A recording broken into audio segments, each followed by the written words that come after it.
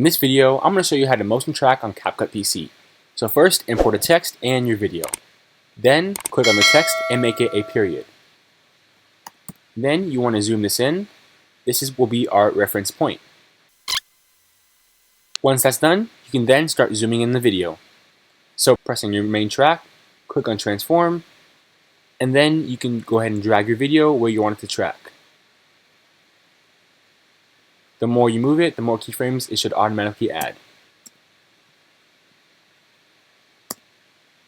And the more keyframes you add, the more precise it will be.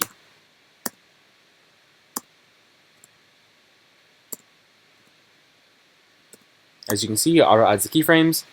And then if you go back and delete the dot, play the video, you will see that I have motion tracking on my video. If this video helped you out, go ahead and hit the subscribe button, like, and comment with any questions that you have. I will see you in the next video.